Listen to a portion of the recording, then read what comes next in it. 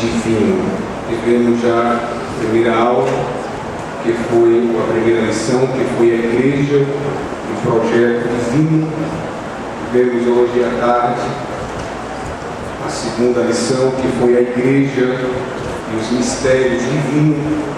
Para esta noite o tema proposto é Tu és Pedro. Para isso eu quero convidar a igreja do Senhor a abrir as suas Bíblias, por gentileza, na leitura oficial lida pelo presbítero nesta noite, que está no Evangelho de Jesus Cristo, conforme escreveu Mateus, capítulo de número 16. Eu quero, permissão, recapitular a leitura, capítulo 16, a partir do versículo 13 ao versículo de número 18. Mateus, capítulo 13, ou melhor dizendo, capítulo 16, versículo 13, ao versículo de número 18. Quem encontrou, confirme dizendo amém. Amém. A palavra do Senhor nos diz assim: E chegando Jesus às partes de Cesareia de Filipe, interrogou os seus discípulos, dizendo: Quem dizem os homens ser o Filho do Homem? E eles disseram: uns João Batista, outros Elias, e outros Jeremias, ou um dos profetas. Disse-lhes ele: E vós, quem dizeis que eu sou? E Simão Pedro, respondendo, disse: Tu és o Cristo, o Filho do Deus vivo. E Jesus, respondendo, disse: Bem-aventurado és tu, Simão Barjonas, porque não foi carne e sangue quem te revelou, mas meu Pai que está nos céus. Pois também eu te digo que tu és Pedro, e sobre esta pedra edificarei a minha igreja, e as portas do inferno não prevalecerão contra ela. Quantos podem dizer amém? Amém. Meus queridos irmãos, nesta noite, como já falei a princípio, o tema que foi separado foi Tu és Pedro. Repita comigo: Tu és Pedro. Nós observamos que entre as muitas notáveis declarações feitas pelo Senhor Jesus durante o seu ministério aqui na terra, esta declaração a Simão Pedro, ela se destaca e tem um significado para a igreja do Senhor muito claro. Quando nós olhamos para a história, nós vemos que Simão, também conhecido como Pedro, ele era filho de Jonas e residia em uma aldeia chamada Betsaida, que ficava no extremo mais norte da Galileia, onde nesta aldeia, os estudiosos da palavra do Senhor, os seus habitantes, na sua maioria, viviam da pesca. Eles eram pescadores, fazendo jus ao nome, ao significado do nome desta aldeia, que o significado do seu nome é casa de pesca. Simão, depois ele mudou a sua residência para Cafarnaum, cidade marítima, aonde estava o grande lago de Genezaré, também conhecido como Mar da Galileia. Pelo seu tamanho, não era um mar, mas pelo seu tamanho era dado também este título para aquele grande lago. Nós vemos também que a Bíblia diz que ele tinha um irmão por nome de André, que foi chamado pelo Senhor, e a Bíblia faz entender que ele tinha a família, ele era casado, pois a Bíblia diz que o Senhor opera um grande milagre, um milagre na vida da sua sogra, repreendendo a sua fé. Era um simples pescador, era um homem que não tinha letras, era louco, e nós vamos ver lá na frente, a Bíblia confirmando que Pedro não era um homem sábio de letras, era um homem douto, mas que teve um encontro pessoal com Jesus e recebeu o chamado de Jesus, não para ser mais um simples pescador, mas para ser pescador de homens. E nós observamos que o chamado de Deus na vida deste homem é uma figura para nós que somos a igreja de Cristo.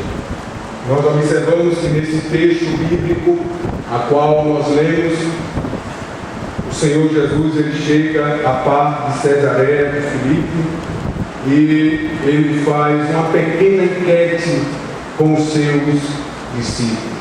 Aliás, Jesus estava sendo assunto em todas aquelas redondezas a qual ele passava. Todos estavam ouvindo falar de Jesus e dos milagres que ele estava operando.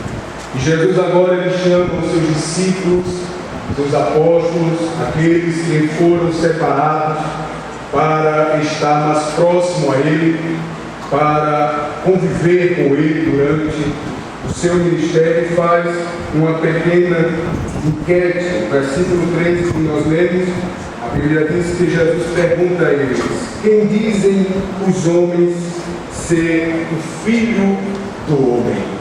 E diz a palavra do Senhor que agora os discípulos, eles apresentam a Jesus um relatório daquilo que eles tinham ouvido da sociedade naqueles dias.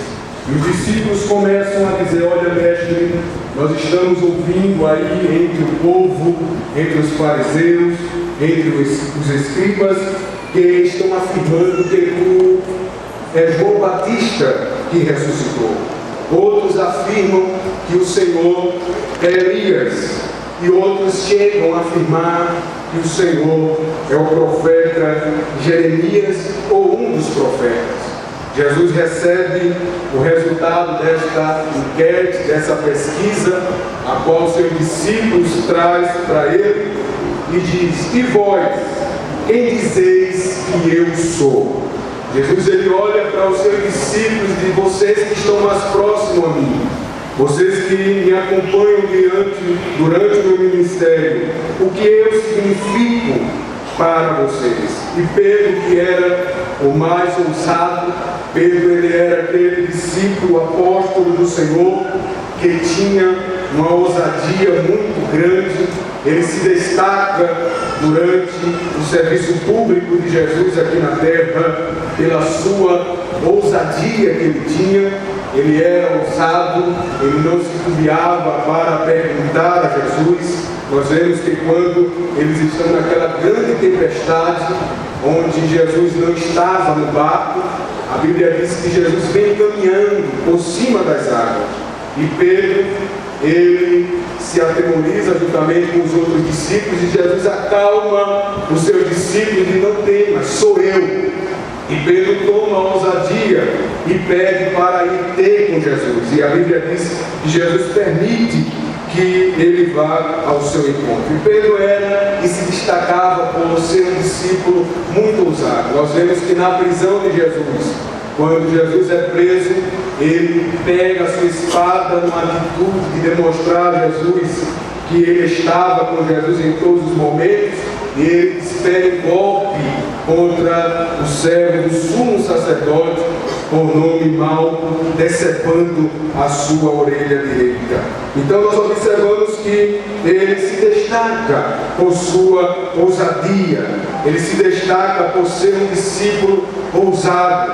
E mais uma vez, No versículo de número 16 da leitura que lemos, a Bíblia diz que Pedro responde e ele diz: o Senhor, ou tu és o Cristo, o Filho de Deus vivo. E a Bíblia diz que Jesus responde a Pedro e diz: olha, Pedro, bem-aventurado és tu, Simão Bajonas, ou Simão filho de Jonas. Essa expressão Bajonas é uma expressão aramaica que quer designar que era filho de alguém, como lá na frente nós vemos Bartimeu, que era filho de Timeu. Jesus diz: olha, Bajonas, Simão Bajonas, não foi carne e sangue quem te revelou, mas meu Pai que está nos céus. Mas Jesus não para por aí. Jesus diz: pois também eu te digo que tu és Pedro, e sobre esta pedra edificarei a minha igreja, e as portas do inferno não prevalecerão contra ela. Quantos podem dizer amém? Amém. Queridos irmãos, com esta afirmação de Jesus, nós aprendemos pelo menos 4 verdades. A primeira verdade, quando Jesus exclama dizendo: tu és Pedro, e sobre esta pedra edificarei a minha igreja, e as portas do inferno não prevalecerão contra ela. Nós aprendemos a primeira verdade, que Jesus, ele é o fundamento da igreja. Ele diz: sobre esta pedra eu edificarei a minha igreja. Jesus não disse que iria fundar a igreja ou edificar a igreja em outro lugar a não ser. Ele diz: eu edificarei a minha igreja sobre esta pedra. A segunda verdade que nós aprendemos é que Jesus é o dono da igreja. Ele expressa dizendo: eu edificarei a minha igreja. Ele não diz assim: eu edificarei uma igreja. Ele não diz: eu edificarei a igreja. Mas ele dá um sentido de posse aqui nesse texto. Ele diz: eu edificarei a minha igreja. A terceira verdade que nós aprendemos com essa expressão de Jesus é que Jesus, ele é o edificador da igreja. Ele diz: eu edificarei a minha igreja. E a quarta verdade que nós aprendemos é que Jesus, ele é o protetor da igreja. Ele diz: as portas do inferno não prevalecerão contra a igreja. Você pode levantar a sua mão em forma de adoração e agradecer ao Senhor. Meu Deus.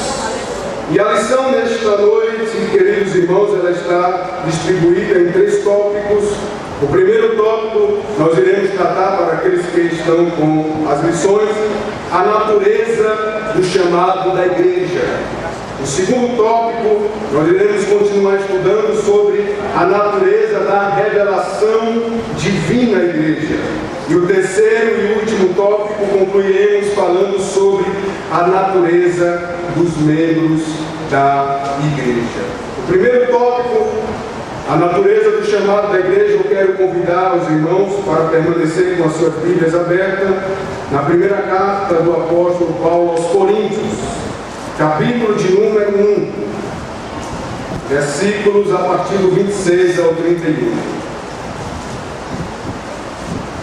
Primeira carta do apóstolo Paulo aos Coríntios, capítulo de número 1, versículos 26 ao 31. Diz assim a palavra de Deus: porque vede, irmãos, a vossa vocação, que não são muitos sábios segundo a carne, nem muitos os poderosos, nem muitos os nobres que são chamados, mas Deus escolheu as coisas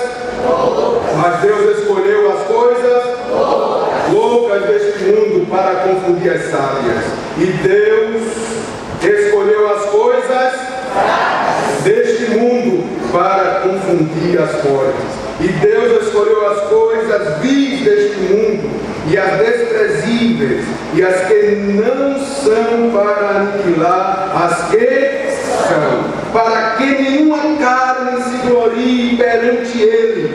Mas vós sois o quê?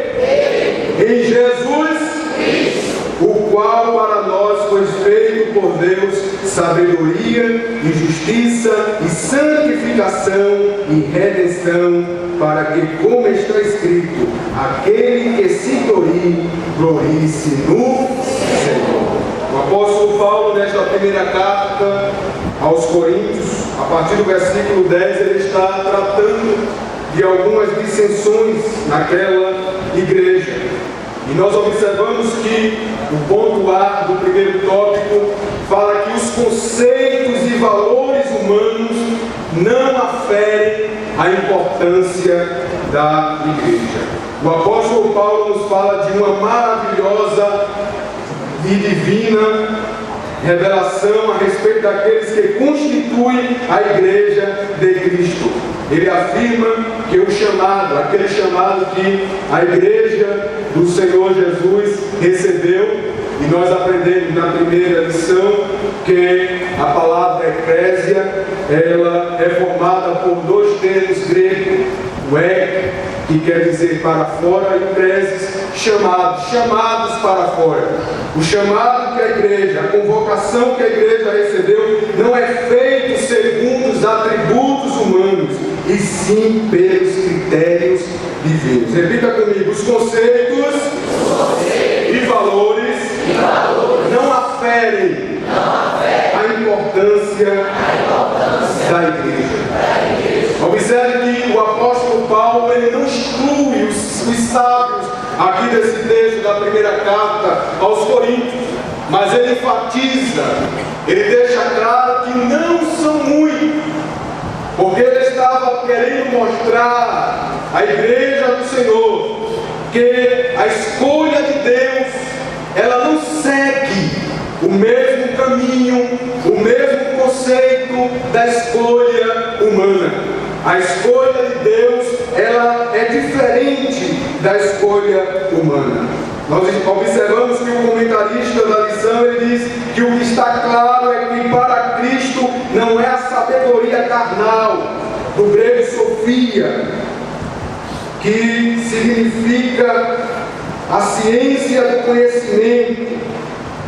Ele estava dizendo que aqueles que recebem Jesus como seu Salvador, nós que estamos aqui nesta noite, nós não estamos aqui porque conhecemos ou temos um conhecimento profundo, somos sábios, mas se nós estamos aqui nesta noite, é pela graça de Deus revelada em Cristo Jesus. Se não fosse o sacrifício de Jesus na cruz do Calvário, nem eu nem você estaria aqui nesta noite, mas nós estamos aqui nesta noite porque um dia Jesus subiu no alto do Gólgota e disse: está consumado. Ele nos deu o direito de estar aqui em sua presença. Quantos agradecem a Jesus? Aleluia! Não é compra, ninguém pode comprar. Não é pelo poder aquisitivo que você se transforma salvo, ou que você, recebe a salvação e passa a participar do corpo da igreja de Cristo.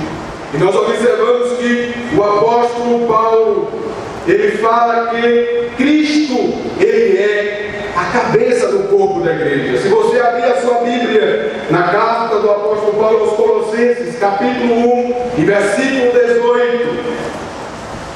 Colossenses capítulo 1 e versículo 18. A palavra do Senhor diz assim: Ele é a cabeça do corpo da igreja, e é o princípio e o primogênito dentre os mortos, para que em tudo tenha a preeminência. Cristo, ele é a cabeça do corpo. Ninguém pode se dirigir, ou o corpo não pode se dirigir para nenhum lugar sem a sua cabeça. É na cabeça que está o controle do corpo. O corpo só vai para onde a cabeça direciona. A mesma forma é a igreja. A igreja não é regida por filosofias humanas. A igreja não é regida por pensamento de homens que estão aí fora e criam os seus próprios conceitos. Não. A igreja, ela é regida por Cristo. Aonde Cristo está, a igreja está. Aonde Cristo entra, a igreja entra. Aonde Cristo fala, a igreja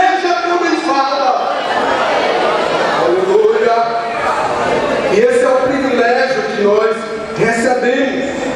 Nós observamos que no capítulo 8 do livro de Atos dos Apóstolos, a partir do versículo 18, a Bíblia fala de um homem que queria comprar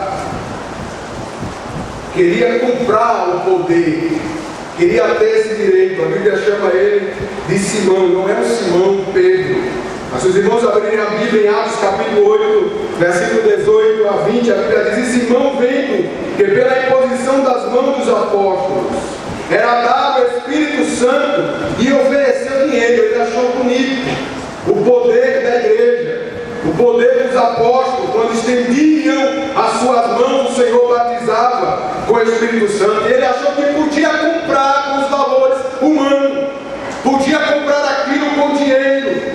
Mas nós observamos que o versículo 19, ele diz assim: dai-me também a mim esse poder, para que aquele sobre quem eu puser as mãos receba o Espírito Santo. No versículo 20, o apóstolo Pedro repreende, dizendo: mas diz-lhe Pedro, o teu dinheiro seja contigo para a perdição, pois cuidasse que o dom de Deus se alcança por dinheiro. Pedro estava querendo dizer aquele Simão, dizendo a ele: olha, você pode guardar o seu dinheiro, porque esse poder, essa alegria, dinheiro não pode comprar, prata, ouro, bens materiais não pode comprar a alegria, o prazer da salvação que nós temos. Você e nós, e eu que estou aqui nesta noite, nós somos privilegiados por Deus. Nós estamos aqui sentados, sentindo essa alegria do Espírito Santo, falando em línguas estranhas, chorando, glorificando. E quando nós paramos para analisar que ninguém fez nada, ninguém deu um centavo para ter essa alegria do Espírito Santo, porque não se compra pelo dinheiro. Aleluia! Só basta o homem dizer: Jesus, eu te aceito como meu Salvador, e a presença de Deus invade a sua vida. E é por isso que você está aqui nesta noite, exaltando e glorificando a Deus, porque um dia você estava mergulhado nas trevas, mergulhado no pecado, mas o Evangelho chegou, transformou a sua vida, e você está aqui dizendo: glória a Deus, louvado seja o teu nome, e Deus está recebendo a tua adoração. Aleluia. A letra B do primeiro tópico fala que a igreja é a manifestação do poder e sabedoria de Deus. A igreja, ela é a manifestação do poder e sabedoria de Deus. O que é manifestação? É a ação de tornar público. Repita comigo: manifestação. É a ação de tornar público.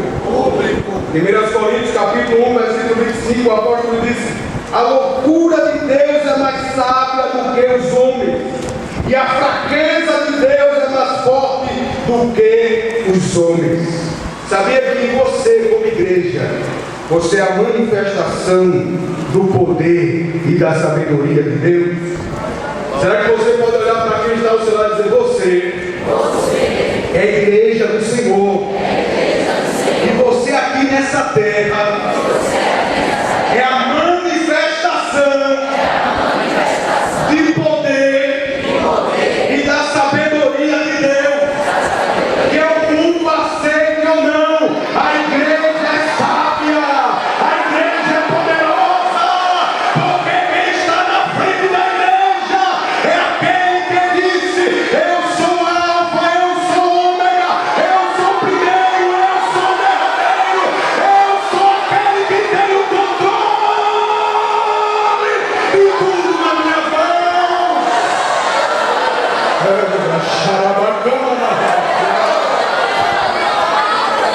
A igreja não é, irmão, me permita a expressão, uma barata tonta, perseguida, sem saber rumo, sem ter direção, não. A igreja é um organismo vivo, a igreja tem força, a igreja tem voz.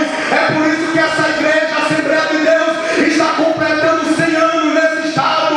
Muitas lutas se levantaram, muitas barreiras se levantaram e se levantam, mas é debalde, porque a promessa está de pé,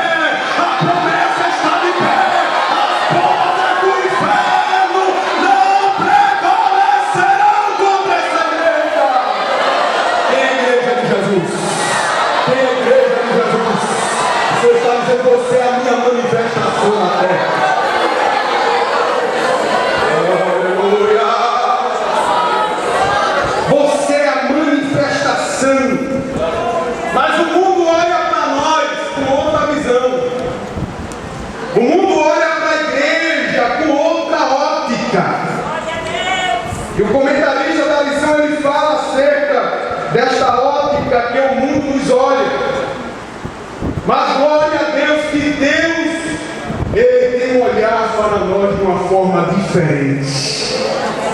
Porque o mundo conceitua a igreja de louco. É interessante que quando um jovem ou um crente passa com um paletó, de gravata, de camisa, o jovenzinho passa com a sua Bíblia, vindo para o simpósio à tarde, no sol quente, escaldante, alguém olha e diz: isso é um louco, isso não tem percepção. Um sol desse, a pessoa está ali de paletó, aleluia. Quando vê uma jovem passando, indo para a igreja, preservando a sua pureza diante de Deus, diz: isso é uma quadrada, não tem perspectiva de vida, isso é um louco. Aleluia.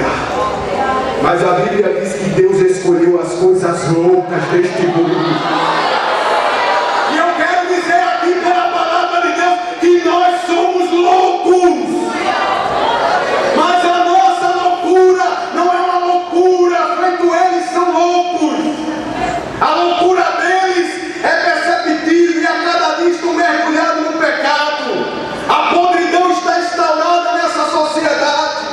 O que é certo hoje é errado para eles, e o que é errado hoje é certo. Não tem nenhuma vergonha de falar, de anunciar nos meios de comunicação as suas podridões, mas chamam a igreja de louco. Mas essa igreja aqui é louca por outra causa. Em 1 Coríntios, no capítulo 4 e versículo 10, a primeira parte, o apóstolo Paulo diz assim: nós somos loucos por amor de Cristo. Levanta a sua mão e diga: eu sou louco, eu sou louco, mas eu sou louco por amor de Cristo.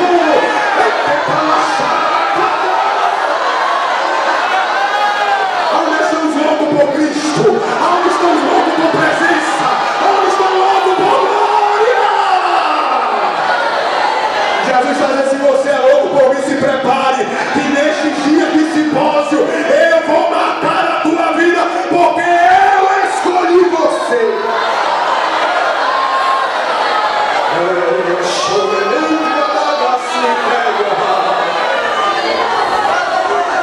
O mundo conceitua a igreja de fraca, de pessoas que não têm força, de pessoas desprezíveis. Um dia eu estava em um local e vi uma pessoa de um irmão de paletó e ele se levantou com aquela arrogância para cima do irmão e só não agrediu porque chegou alguém superior a ele e ali ele ficou quieto, mas estava querendo agredir porque tem essa visão que crente é fraco, não pode fazer nada. Mas nós observamos que o conceito de fraco é que nós somos frágeis, pobres, carentes de Deus. E é verdade. Nós estamos aqui nesta noite porque nós somos carentes de Deus. Nós lemos aqui em 1 Coríntios capítulo 1, versículo 27, a última parte diz que Deus escolheu as coisas fracas deste mundo. Para quê? Para confundir as fortes. Deus escolhe as coisas fracas para confundir as fortes. Deus escolheu as coisas vis deste mundo. A palavra vis traz um contexto de abominação, indigno, sem valor. Mas Deus escolheu as coisas vis deste mundo. Deus escolheu as coisas desprezíveis. Eu e você não tínhamos valor na ótica humana, na ótica do mundo, mas Deus te escolheu para você ser igreja dele. Na parábola do capítulo 14 de Lucas sobre as bodas, a Bíblia diz que o pai de família ele convida vários nobres para aquela ceia que ele estava organizando. E quando chega o dia da ceia, cada um começa a apresentar a sua justificativa para o servo daquele pai de família. Um diz: eu comprei um campo e preciso de ver. O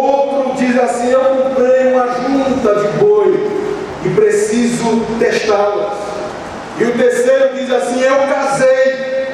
E o servo volta para o pai de família e diz assim: olha, o resultado é esse. Todos estão cancelando a presença na ceia. Mas o que eu acho interessante é que o pai de família, ele não cancelou aquela ceia. Diga amém?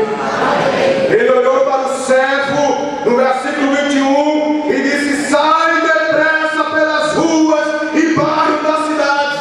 E quem sabe o servo disse: eu vou chamar quem, meu Senhor? Qual é o príncipe que eu vou chamar? Qual é a autoridade que eu vou chamar? E o pai de família disse: não, você vai sair nos bairros, nas cidades, e vai convidar os pobres, os aleijados, os mancos e os cegos para a ceia. Outrora nós éramos cegos, outrora nós éramos aleijados, outrora era manco, mas o pai de família, Deus, enviou Jesus Cristo e disse: olha, o pai está me chamando para a ceia. Na ceia de comida, na ceia de presença de Pai, na ceia de Pai. Onde achamos Deus presbítero nessa noite? Está sentado aqui na ceia, e o Espírito Santo está dizendo: tem pão para você, tem graça para você. O mundo aí fora está dançando essa festa maldita, e no final o relatório é morte, homicídio, morte em estrada e outras catástrofes que acontecem aí, mas aqui não. No final desses dias, na quarta-feira, vai ter jovem cheio na faculdade, vai ter adolescente cheio na escola, vai ter crente cheio no trabalho. Porque aqui tem presença, tem presença, tem presença, tem presença.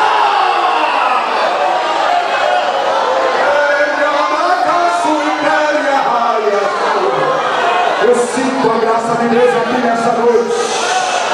Ele está dizendo: você é minha igreja.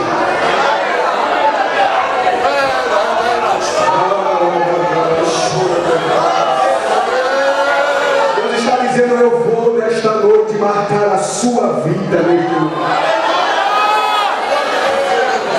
Aleluia. O segundo ponto da lição fala sobre a natureza da revelação divina. Repita comigo: a natureza da revelação divina à igreja. Essa palavra natureza, ela está contida nesses três tópicos, e ela traz a ideia de característica ou algo que define a natureza ou que define a revelação divina à igreja.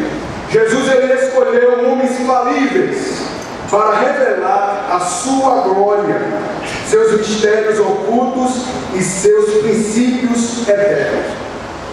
A Bíblia fala que esta sabedoria ou esta revelação divina é negada aos sábios e entendidos. Abra a sua Bíblia, por gentileza, no Evangelho de Jesus, conforme escreveu João capítulo 3, a partir do versículo 1. Observe que é negado àqueles que são sábios e entendidos, que não reconheceram Jesus ainda como Salvador. É necessário salientar. Capítulo 3, a partir do versículo 1, diz assim: e havia entre os fariseus um homem chamado Nicodemos, e ele era o que, irmãos? Ele era príncipe dos judeus, ou era principal dos judeus em outra tradução. Este foi ter de noite com Jesus e disse-lhe: Rabi, bem sabemos que és mestre vindo de Deus, porque ninguém pode fazer esses sinais que tu fazes se Deus não for com ele. Aí Jesus olha para ele e diz: na verdade te digo, que aquele que não nascer de novo não pode ver o reino de Deus.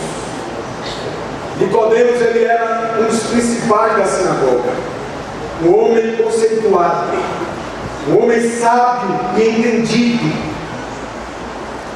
na religião, nas letras naquela época, nos dias de Jesus. E a Bíblia diz que ele foi ter com Jesus à noite, Por conta da sua posição, ele prefere um horário discreto para encontrar-se com Jesus. E ele vai à procura de Jesus. E quando ele chega diante de Jesus, até parece que ele estava tendo um certo entendimento. Porque ele diz: mestre, Rabi, nós sabemos que tu és mestre vindo de Deus. Porque ninguém faz esses sinais que tu fazes, se Deus não for com ele. Mas ele sabia que ele só tinha conhecimento, só tinha entendimento humano, só tinha sofia, só tinha sabedoria humana, mas não entendia nada do lado espiritual. Porque quem entende das coisas espirituais é a igreja do Senhor Jesus. O homem aí fora não pode falar do que acha acerca de Deus, acerca de anjos, acerca de batismo com o Espírito Santo, acerca de experiência pessoal. Eles não podem falar isso, porque só quem sabe, só quem entende essas coisas é a igreja do Senhor que vivencia isso em sua experiência com Deus. E Jesus disse para ele: olha, necessário é você nascer de novo. E ele, mostrando a sua deficiência, diz: porventura pode o homem entrar no ventre da sua mãe e nascer? Jesus respondeu e disse: na verdade te digo, que aquele que não nascer da água e do Espírito não pode entrar no reino de Deus. O que é nascido da carne é carne, e o que é nascido do Espírito é Espírito. Olha, Nicodemos, não fique maravilhado em eu ter te dito: necessário vos é nascer de novo. Eu quero que você saiba, Nicodemos, que o vento assopra onde quer, e ouves a sua voz, mas não sabes de onde vem, nem para onde vai. Assim é todo aquele que é nascido do Espírito Santo. É negada aos sábios, mas é revelada aos pequeninos. Diga assim: você. Olhe para quem está do seu lado e diga: você é pequenino de Jesus. E Ele vai continuar revelando os seus mistérios. Quantos acreditam nisso? Levanta a sua mão. A igreja é tida como desprezíveis, e nós somos os pequeninos. Somos os pequeninos do Senhor. E por sermos pequeninos, nós temos a revelação do Pai.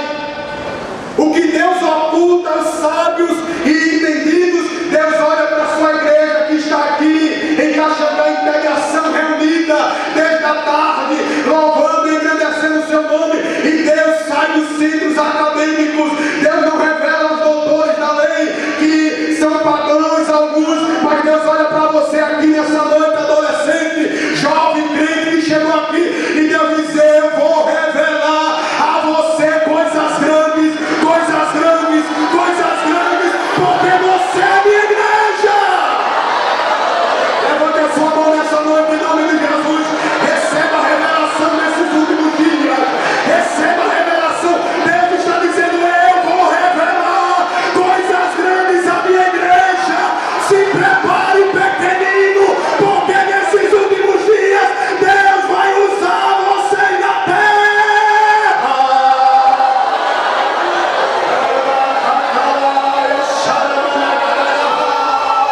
O adversário quer travar a marcha da igreja, mas é debalde, porque o Senhor usa esses pequeninos no domingo à tarde. Chega nas favelas, chega nas avenidas, chega nos centros de drogas, chega nos presídios, chega nos hospitais, aonde o diabo muitas vezes está se andando, mas um pequenino chega, cheio da unção, cheio da ousadia, e diz: eu estou aqui. Jesus salva, Jesus cura, Jesus liberta.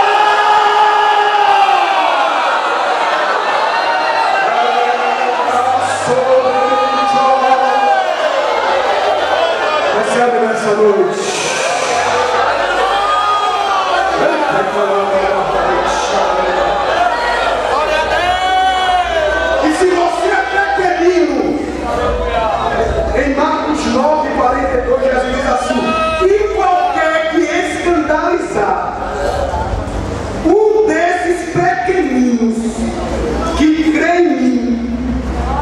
Aí Jesus diz assim: melhor fora que lhe pusesse ao pescoço uma grande pedra de moinho e fizesse o quê? Se jogasse no mar. Jesus está dizendo: quem mexer com a igreja, quem mexer com a obra de Deus, melhor fosse que não tivesse nem nascido, porque quem mexe com a igreja está mexendo com o dono dela. Olhe para quem está ao seu lado mais uma vez e diz assim: quem está mexendo com você está mexendo com o dono da igreja. E se está mexendo com o dono da igreja, o céu se levanta para agir em teu favor.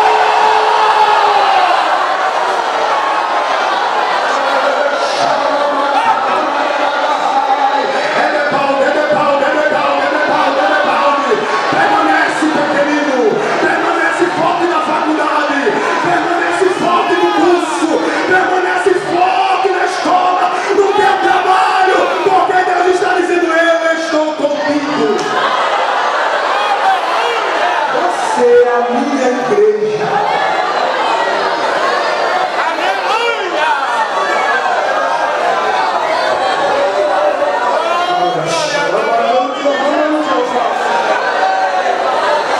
Eu sinto o Espírito Santo aqui tratando com vidas. Ele está dizendo: eu sou contigo. Jesus revela aos humildes. Tiago, capítulo 4, versículo 6, a Bíblia diz que Deus resiste ao soberbo, mas dá graça a quem? Aos humildes. Onde estão os humildes aqui nesta noite? Quem é soberbo não vê a ação de Deus.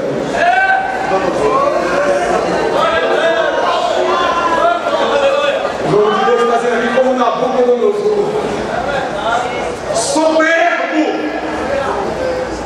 E nós estamos vivendo época em que muitos homens aí fora, influenciadores da mídia, são homens soberbos. Não aceitam a opinião que vai ao que eles falam. E o que eles ditam aí fora nesse sistema mudando.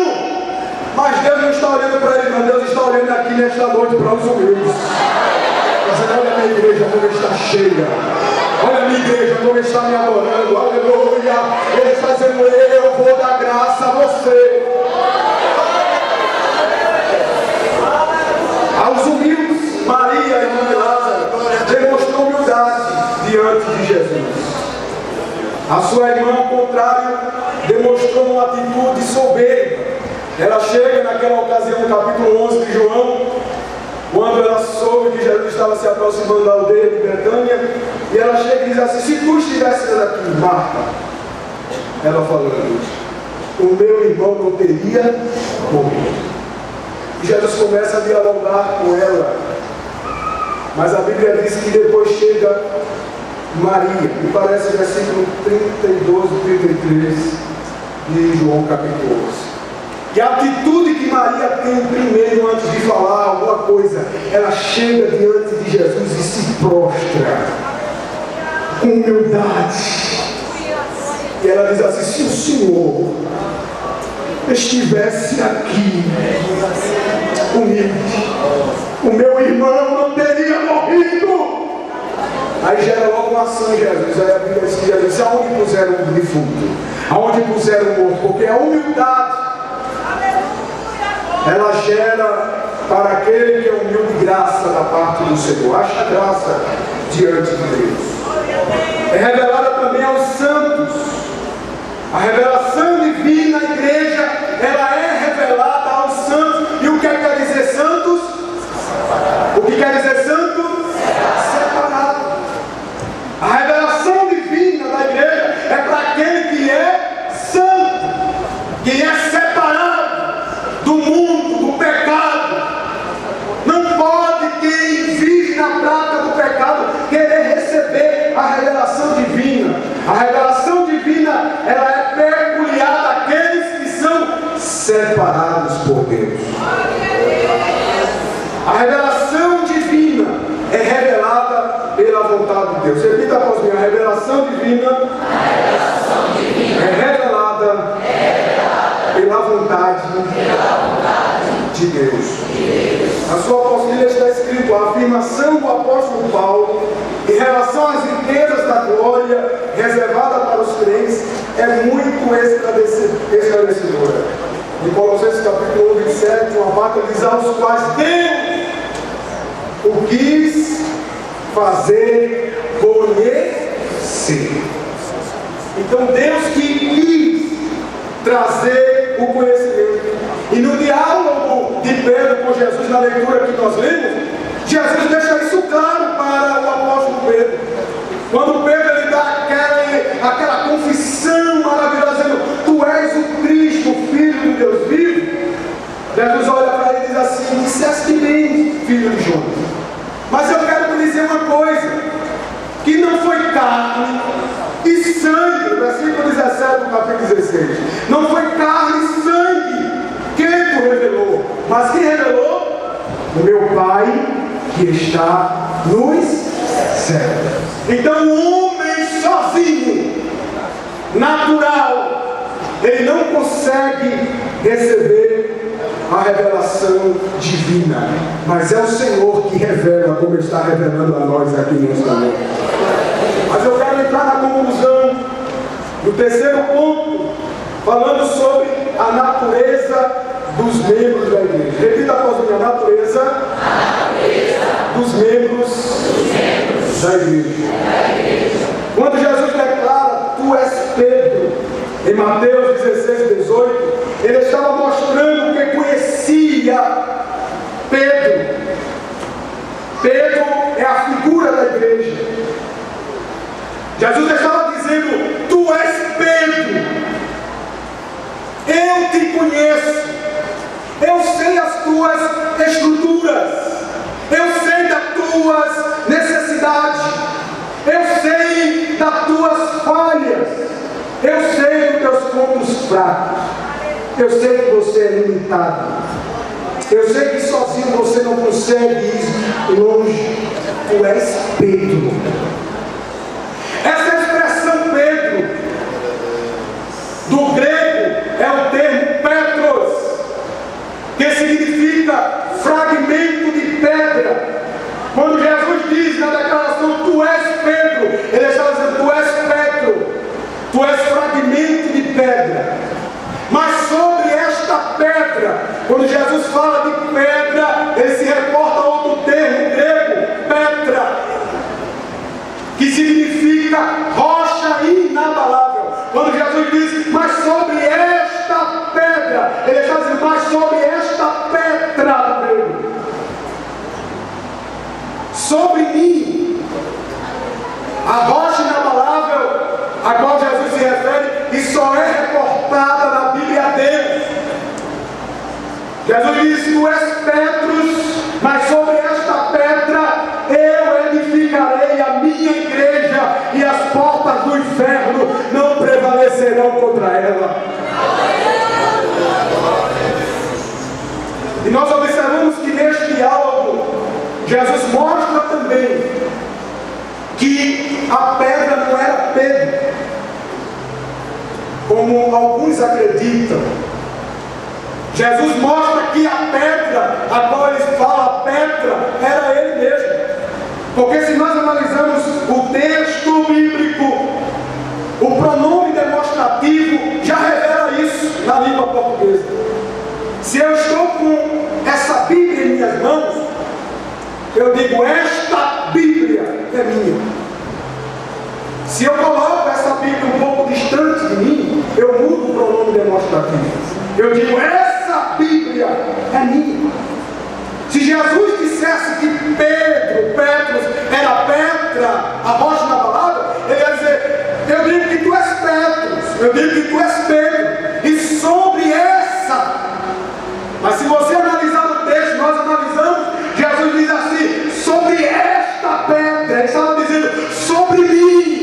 Não é sobre Pedro, não é sobre Petrus, porque Petrus é fraco, Petrus nega, Petrus não pode, Petrus é desprezível. Mas Jesus diz: sobre esta pedra, sobre esta rocha que sou eu irei edificar a minha igreja, e não tem inferno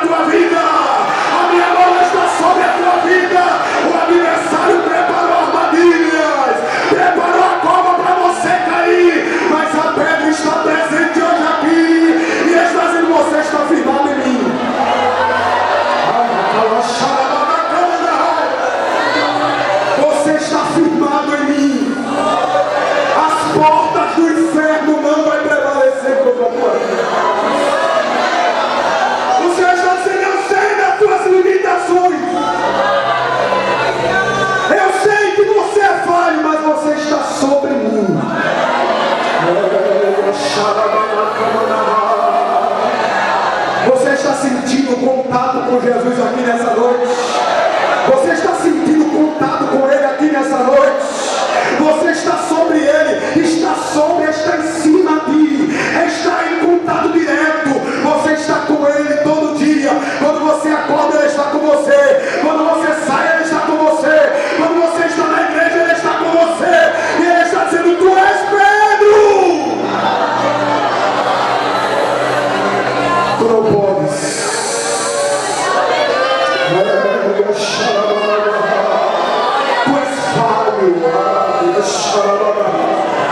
Mas sou eu na tua vida. Sou eu que abraço a tua alma nesta noite e fortaleço-te. Sou eu que abraço a tua alma e digo: recebe força nesta noite. Quem sabe o aniversário de seu irmão se acerta, ele vai sair da presença, ela vai sair da presença, mas nessa noite o Senhor está dizendo que o ato do forte foi quebrado na tua vida, e nessa noite o Senhor deixe de glória. Levanta a tua mão, recebe glória nesta noite, recebe presença nessa noite. O aniversário pega mais uma, porque Jesus está aqui, está dentro do Espírito.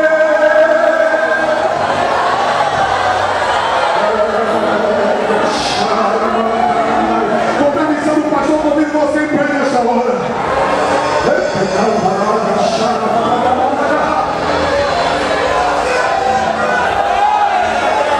O Senhor está dizendo nessa noite, é noite de oportunidade. Esta noite é noite de oportunidade para a sua vida.